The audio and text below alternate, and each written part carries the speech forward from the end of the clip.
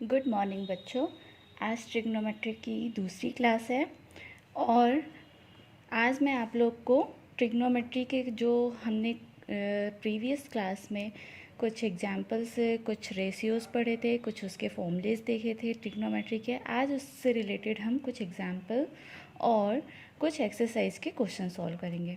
ठीक है, तो स्टार्ट करते हैं एग्जांपल नंबर फर्स्ट से, जो आपके बुक का एग्जांपल नंबर फर्स्ट है। ओके, तो एग्जाम्पल नंबर फर्स्ट है कि given that tan a equal to 4/3 find the other trigonometric ratios of the angle A. Means कि अब आपको tan a या tan थीटा आपको दिया हुआ है, जिसका रेशियो दिया है 4/3 और आपको बताना है find the other trigonometric ratios. तो अदर ट्रिग्नोमेट्रिक रेशियोज मतलब कि आप लोग ऑलरेडी जानते हो कि मतलब पढ़ चुके हो कि साइन, कॉस, सेक, कॉसेक, कॉट, ये सारे और अभी ट्रिग्नोमेट्रिक के रेशियोज होते हैं। तो आपको उनकी वैल्यू फाइंड करके बताना है। तो कैसे करोगे? सबसे पहले अगर tan a 4/3 दिया है तो आपको पता है ट्रिग्नोमेट्री में राइट एंगल ट्रायंगल से मतलब होता है। तो आप सबसे पहले एक राइट एंगल ट्रायंगल बना लो। ठीक है, राइट एंगल ट्रायंगल बना लिया। कोई भी ट्रायंगल ABC मैंने नाम दे दिया। ठीक है, अगर यहाँ tan a की बात हो रही है, इसका मतलब है कि जब आप यहाँ एक ट्रायंगल बनाएंगे तो वो a आप या तो इस साइड या तो ये एंगल लोगे। राइट एंगल आपका a नहीं होगा, इतना ज़रूर ध्यान रखना। ठीक है, अब ये हमने एक ट्रायंगल बना लिया ABC। अब आपको पता है tan a आपको दिया गया है। जब आप सॉल्यूशन स्टार्ट करोगे, tan a इक्वल टू 4/3 दिया है। तो ये एक रेशियो है।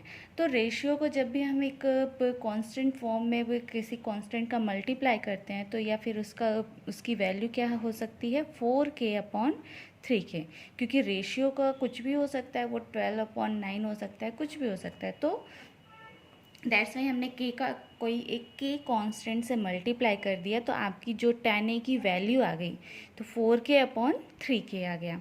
ठीक है, नाउ आपको पता है tan थीटा या फिर यहाँ पे जो एंगल a है, तो tan a इक्वल टू, अगर मैं फॉर्मूले वाइज जाऊँ तो क्या होता है, perpendicular upon base, P/B, that is perpendicular upon base होता है।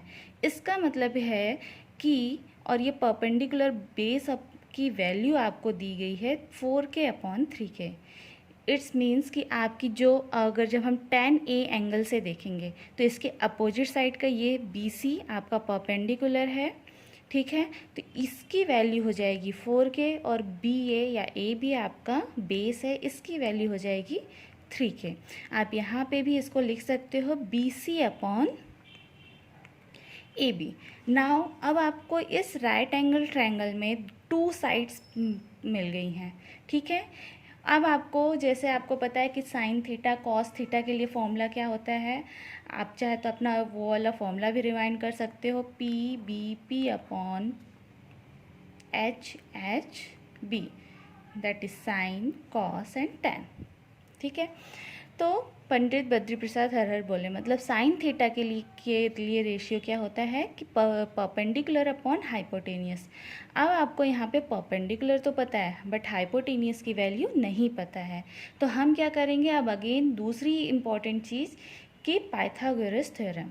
ठीक है, तो पाइथागोरस थ्योरम आप सबको पता है क्या होता है पाइथागोरस थ्योरम। मैं डायरेक्ट आपको यहाँ पे लिख रही हूँ, in triangle ABC by Pythagoras theorem perpendicular का square plus base square equal to hypotenuse का स्क्वायर। ये आपको पता है। परपेंडिकुलर की वैल्यू आपकी कितनी है, 4k का स्क्वायर, बेस की वैल्यू 3k का स्क्वायर और हाइपोटेनियस आपको नहीं पता है। इसको आप सिंप्लीफाई कर लोगे, तो सिंप्लीफाई किया, सारी वैल्यू पुट की, तो 16k का square plus 9k square equal to hypotenuse का स्क्वायर आ गया। दोनों के ये चीज़ आपके टर्म्स सेम है तो ये ऐड हो गया, 25k स्क्वायर बन गया और इक्वल टू h स्क्वायर। लेकिन आपको h स्क्वायर नहीं, आपको h की वैल्यू चाहिए थी, तो हमने क्या किया, दोनों साइड अंडर रूट ले लिया। तो 25 का under root 5 and k square का under root k equal to 8। h means कि आपको हाइपोटेनियस की वैल्यू कितनी आ गई, 5k। ठीक है, अब आपको इस ट्रायंगल में बेस परपेंडिकुलर और हाइपोटेनियस पता है। अब यहाँ पे और ऊपर से आप क्वेश्चन में ध्यान दो तो आपको क्या बोला है कि रेशियो ऑफ द एंगल ए, मतलब एंगल ए के ही हमने लेके हमें सारे रेशियोज फाइंड करने हैं। ठीक है, अगर एंगल ए के इसको लेके हमें रेशियोज फाइंड करने हैं तो ऑलवेज आपका ये बी सी परपेंडिकुलर होगा, ए बी बेस होगा और ए सी हाइपोटेनियस होगा। तो अब बस आप डायरेक्ट बस अब सारे साइन ए इक्वल टू होगा आपका परपेंडिकुलर अपॉन हाइपोटेनियस। परपेंडिकुलर की वैल्यू 4k अपॉन 5k, के कट गया और इसकी रेशियो आ गई 4/5। कॉस ए की वैल्यू बेस अपॉन हाइपोटेनियस, तो 3k upon 5k equal to 3/5। इसी प्रकार आप सारे ट्रिग्नोमेट्रिक रेशियोज निकाल लोगे। तो मैं सिर्फ यहाँ पे लिख रही हूँ फॉर्मूलेज, आपको वैल्यू पुट करके अपनी वैल्यू फाइंड करनी है। ओके, तो साइन कॉस टेन की वैल्यू ऑलरेडी आपको दी गई थी। अब क्या बचा, कॉसेक। कॉसेक साइन का इन्वर्स होता है, मीन्स कि हाइपोटेनियस अपॉन परपेंडिकुलर। सेक है, कॉस का इन्वर्स होता है, that is hypotenuse upon base. और कॉट है आपका टेन थीटा का इन्वर्स होता है, that is base upon hypotenuse. अब आपको ये फॉर्मूला बन गया, आप इसमें से वैल्यू पुट करना है इसमें से देख के और आपका आंसर आ जाएगा। ठीक है, तो ट्रिग्नोमेट्री के आपके क्वेश्चंस ऐसे ही बहुत सिंपल ही रहने वाले हैं। एक दो क्वेश्चन थोड़े से ट्रिकी होंगे जो कि आपको दिमाग लगाना होगा, जो कि आपका नेक्स्ट एग्जाम्पल नंबर 2 में होगा। ठीक है, एग्जाम्पल नंबर 2 में आपको दिया गया है कि एक if angle B and angle Q are acute angles such that sine B equal to sine Q, then prove that angle B equal to angle Q. Means कि आपको कोई दो ट्रायंगल के बारे में बात हो रही है जिसके एक एक एंगल बी और दूसरे ट्रायंगल का एंगल क्यू इक्वल है, और उस प्रकार इक्वल है कि साइन बी और साइन क्यू की वैल्यू भी इक्वल आ रही, मीन्स कि इसके रेशियोज इक्वल हो रहे हैं। ठीक है, यहाँ जब साइन लग गया तो यहाँ पे अब उसकी साइड्स इक्वल नहीं है बट रेशियोज ज़रूर इक्वल हैं। तो आपको प्रूफ करना है angle B equal to angle Q. तो आपके बुक में थोड़ा सा शॉर्टकट तरीके से जल्दी जल्दी किया है, तो वो चीज़ में भी आप कंफ्यूज हो सकते हो, तो इसलिए मैं इस क्वेश्चन को एक्सप्लेन कर रही हूँ, इसे अच्छे से समझना। ओके, तो क्वेश्चन में जो भी दिया था हमने लिख लिया है कि angle B equal to angle Q दिया है, sine B equal to sine Q. तो इसके अकॉर्डिंग आपको ऐसा ट्रायंगल लेना होगा कि जो बी एंगल, बी और क्यू, आप राइट एंगल साइड तो नहीं ले सकते, मतलब राइट एंगल किसी और टर्म में बनेगा।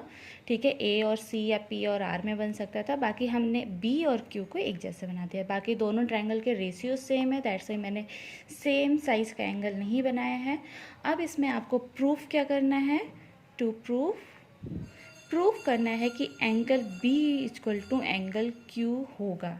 ठीक है, तो स्टार्ट करते हैं। सबसे पहले आपको क्या करना होगा कि अकॉर्डिंग टू क्वेश्चन आपको sine B equal to sine Q बोला गया है, तो साइन बी और साइन क्यू की वैल्यू फाइंड कर लो। तो साइन बी, ठीक है, तो मैं यहाँ पे डायरेक्ट फॉर्मूला यूज़ करूँगी, बाकी यहाँ साइड में आप यहाँ ऐसे लिख सकते हो, चूँकि sine theta equal to perpendicular upon base, sorry perpendicular upon hypotenuse. Okay, तो sine theta equal to perpendicular upon hypotenuse होता है। यहाँ का दोनों ही केस में साइन थीटा या साइन एंगल, साइन के रेशियोज की बात की गई है। तो साइन बी जब हम निकालेंगे तो in triangle A B C, sine B equal to directly मैं लिख सकती हूँ परपेंडिकुलर, बी है तो इसके अपोजिट साइड का साइड ए सी परपेंडिकुलर होगा। ठीक है, तो आप चाहे तो फॉर्मूला भी यहाँ लिख लो, परपेंडिकुलर अपॉन हाइपोटेनियस, और परपेंडिकुलर आपका ए सी है और हाइपोटेनियस क्या है आपका ए बी। उसी प्रकार आपका सिमिलरली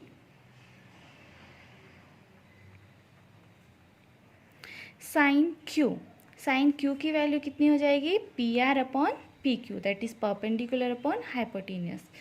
तो P R upon P Q. And now according to question according to question आपको दिया गया था कि साइन बी और साइन क्यू इक्वल है। अगर साइन बी और साइन क्यू इक्वल है तो आपका A C upon A B और P R upon P Q भी इक्वल हो जाएगा। ठीक है, तो हम यहाँ से ये लिख सकते हैं A C upon A B equal to P R upon P Q. और लेट सपोज आप इसको इक्वेट कर दो किसी, बिकॉज ये रेशियोज़ हैं। ठीक है, तो रेशियोज़ को हम किसी एक कांस्टेंट से हम इक्वेट कर सकते हैं। तो हमने यहाँ पे A C upon A B equal to P R upon P Q को इक्वल टू के इक्वेट कर दिया है। ठीक है, अब आपको नेक्स्ट क्या करना है, अगेन उन्हीं दोनों triangle, in triangle A C B और पी आर क्यू में राइट एंगल ट्रायंगल का वो पाइथागोरस थ्योरम के अकॉर्डिंग आपको उसकी एक साइड, उसके बेस की वैल्यू फाइंड करनी है। ठीक है, आपको टू रेशियोज पता है, A C A B, P R P Q पता है। ठीक है, तो ए सी और ए बी पता है, लेकिन आपको बी सी की वैल्यू फाइंड करने के लिए हम पाइथागोरस थ्योरम पे जाएंगे। ठीक है, तो स्टार्ट करते हैं इन ट्रायंगल ए बी सी। ठीक है, तो ट्रायंगल ए बी सी में बाय पाइथागोरस थ्योरम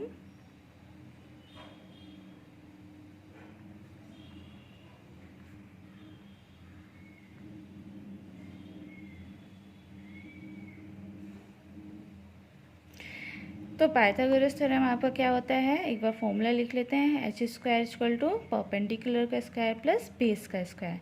तो इस ट्रायंगल ए बी सी में आपका हाइपोटेनियस ए बी है, तो ए बी का square equal to perpendicular A C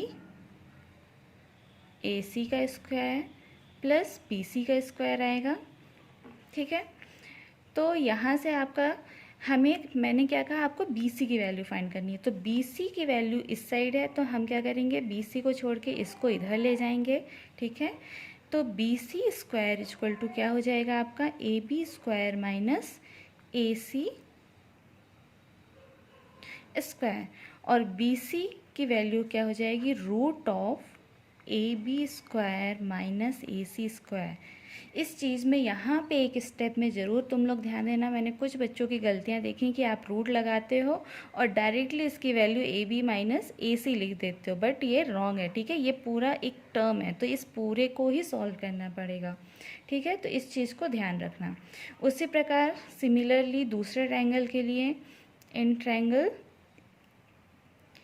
P Q R में आपकी वैल्यू क्या हो जाएगी,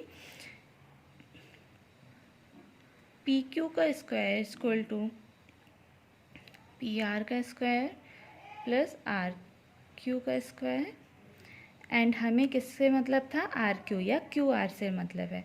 तो Q R square equal to क्या हो जाएगा आपका, P Q square minus P R square, और यहाँ से आपको क्यू आर की वैल्यू आ जाएगी P Q square minus P R square का अंडर रूट।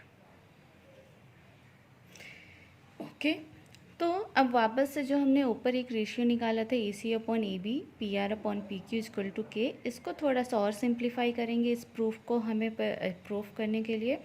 तो जब A C upon A B equal to P R upon P Q है, ठीक है, तो हमें पता है ये दोनों जनरली क्रॉस मल्टीप्लाई होते हैं। ठीक है, तो जब अगर सिंप्लीफाई करते हैं तो क्रॉस मल्टीप्लाई में करने में या तो अगर ए बी इधर जाएगा और पी आर यहाँ आ सकता है, तो वही चीज़ बस हमने किया है कि हमने दूसरा इसका दूसरा रेशियो टाइप का बनाया है, जो कि ए सी और पी आर को मैंने इधर ले लिया है। ठीक है, क्योंकि जो प्रूफ हमें करना है उसमें हमें ए सी की वैल्यू या ए बी की value in terms of P Q और पी आर चाहिए, दैट्स वाई हमने ये चीज़ किया है। ठीक है, तो A C upon P R इधर गया तो A C upon P R लिख सकते हैं, और ए बी उधर जाएगा तो A B upon P Q लिख सकते हैं, और दैट इज़ इक्वल टू के। ठीक है, अब हम दोनों ही रेशियो को अलग अलग सिंप्लीफाई करेंगे। तो जब हम A C upon P R equal to K लिख रहे हैं तो A C equal to K into P R हो जाएगा। ठीक है, तो A C equal to K P R आ गया। सिमिलरली जब हम A B upon P Q equal to K लिख रहे हैं तो ए बी इक्वल टू आपका के पी क्यू आ जाएगा। ठीक है, तो वो हमने लिख लिया। अब आपकी ए सी और ए बी की value in terms of P Q and P R आ गई है। ठीक है, तो अब आपको क्या करना है कि सबसे पहले आपको B C upon Q R जो हमने ये रेशियोज़ निकाले थे, ठीक है, B C upon Q R लिखेंगे। तो B C upon Q R की वैल्यू पुट कर देंगे, मतलब बी सी को हमें क्यू आर से डिवाइड करना है। तो बी सी की वैल्यू आपकी क्या आई थी, ए बी के square minus A C square upon Q R equal to आपका P Q square minus P R square, ठीक है, इसका अंडर रूट। अब ए बी और ए सी की वैल्यू हमने यहाँ पे के पी आर और के पी क्यू फाइंड की थी, तो हम ए बी और ए सी की वैल्यू यहाँ पे पुट कर देंगे डायरेक्टली, ठीक है। तो ए बी का स्क्वायर है, ए बी की वैल्यू क्या है, के पी क्यू, तो के पी क्यू का होल स्क्वायर। अब यहाँ पे ये चीज़ ध्यान रखना कि के एक अलग कांस्टेंट है और पी क्यू एक कोई लाइन है, ठीक है, माइनस ए सी की वैल्यू के पी आर का होल स्क्वायर अपॉन, इसमें ऊपर भी पूरे में अंडर रूट रहेगा, आपने सिर्फ वैल्यू पुट की है, ठीक है, और नीचे आपका P Q square minus P R square आ जाएगा। देन अब इसको और सिंप्लीफाई करोगे, ब्रैकेट ओपन करोगे तो के square P Q square minus के स्क्वायर पी आर स्क्वायर और इसका ब्रैकेट और P Q square minus P R square. अब आपको क्या करना है कि ऊपर दोनों ही इस टर्म में के स्क्वायर कॉमन है, तो के स्क्वायर को हम कॉमन लेंगे और कॉमन से जब बाहर निकालेंगे इस अंडर रूट के तो के स्क्वायर का अंडर रूट के हो जाएगा, ठीक है। मीन्स कि डायरेक्टली आपका क्या आ जाएगा, के under root P Q square minus P R square upon under root P Q square minus P R square. तो ये आपका दोनों टर्म्स कट जाएंगे और आपका सिंपली क्या बचा, के इक्वल टू आपका B C upon Q R आया, ठीक है। अब ये B C upon Q R है और उसके पहले B C upon Q R equal to K आया है, और इसके पहले हमने दो ratios A C upon A B और equal to P R upon P Q भी के प्रूफ किया था। तो इसका मतलब है कि अगर ये दोनों रेशियोज के इक्वल हैं, ये भी रेशियो के इक्वल आ रहा है, तो यहाँ से आप एक चीज़ क्या लिख सकते हो,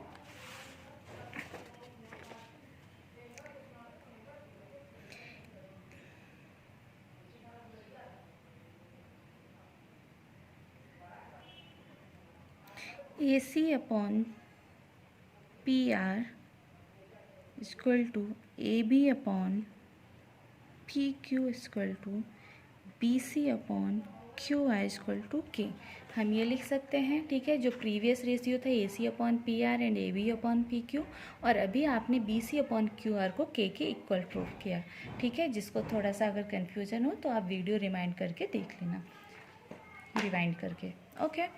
तो जब आपके यहाँ पे दोनों ट्रायंगल के तीनों रेशियोज, तीनों साइड्स दूसरे साइड के रेशियो के इक्वल आ रहा है, ठीक है, मीन्स कि दोनों ही ट्रायंगल के जो साइड्स के रेशियोज के इक्वल आ रहे हैं, दैट इज इक्वल टू के। तो ये आप लोग ज्योमेट्री वाले चैप्टर में 6 या 7 चैप्टर में पढ़ोगे कि जब भी किसी दो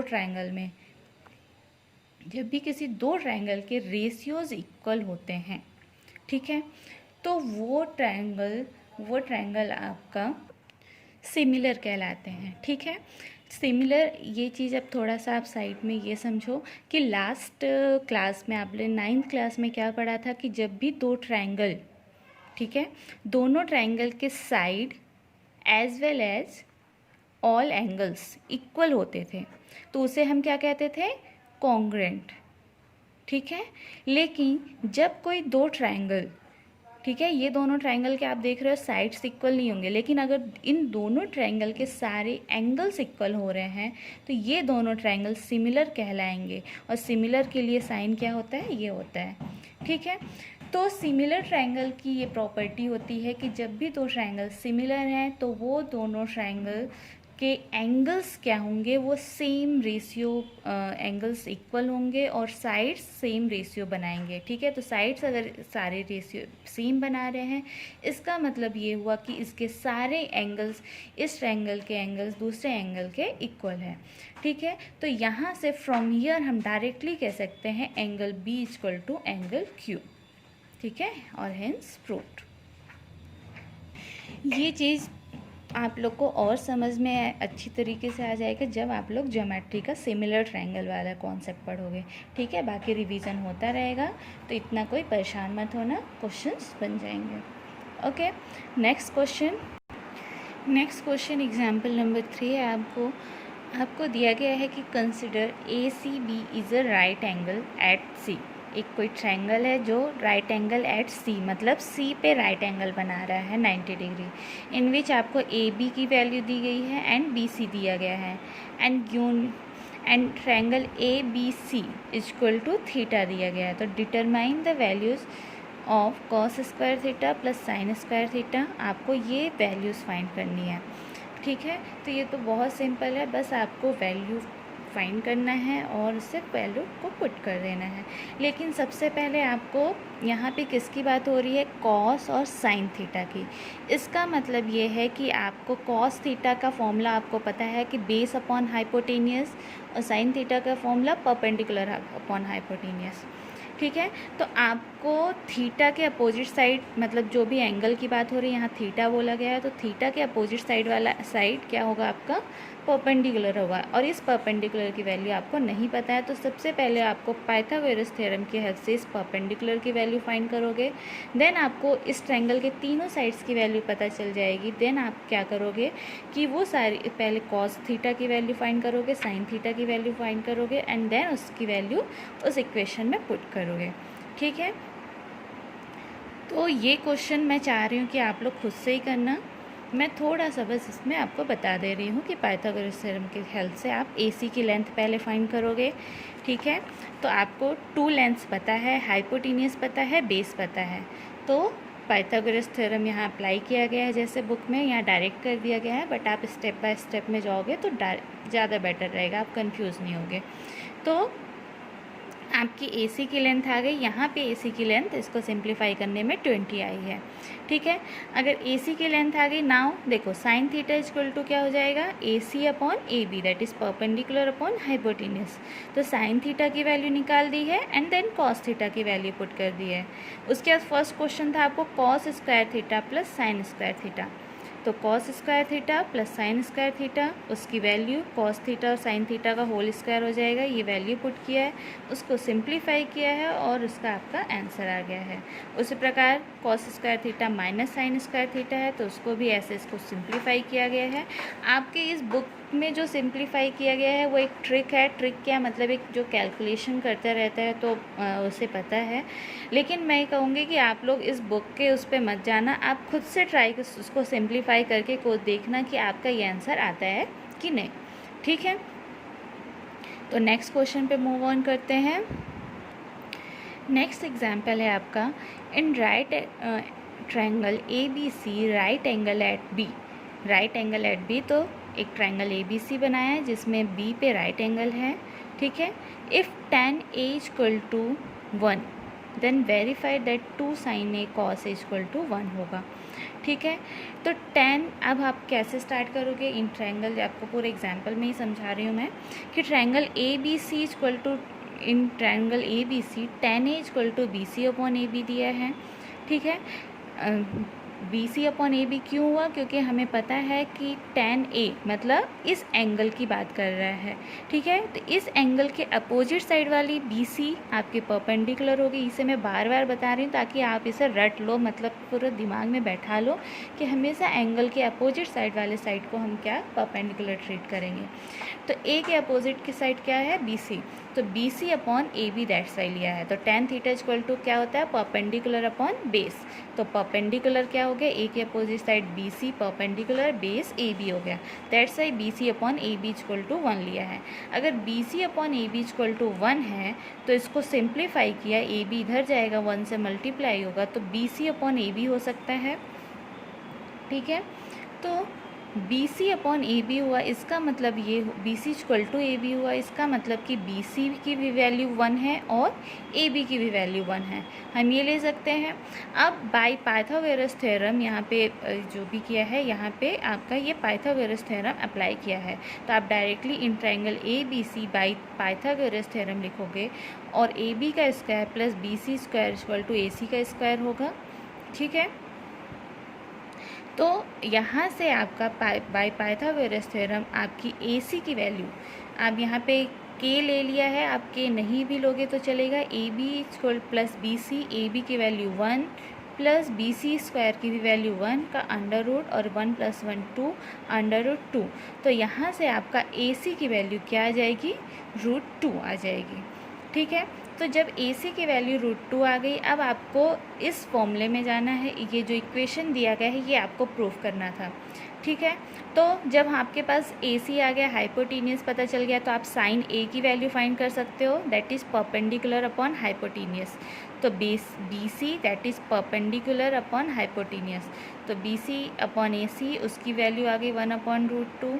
कॉस A की भी वैल्यू आ गई AB अपॉन AC, तो AB अपॉन AC तो 1/√2, इसकी वैल्यू हमने √2 फाइंड की थी, आप यहाँ पे लिख सकते हो। अब आपको साइन ए पता चल गया, कॉस ए पता चल गया, आप इस इक्वेशन में वैल्यू पुट कर दो, तो 2 इंटू साइन ए की वैल्यू, कॉस ए की वैल्यू, और इसको जब सिंप्लीफाई करोगे √2 मल्टीप्लाई होकर 2 बना लेंगे, और 2 कैंसिल, तो इस प्रकार आपका 1 आ गया। हेंस दिस इज़ प्रूफ या हेंस इट इज़ वेरीफाइड।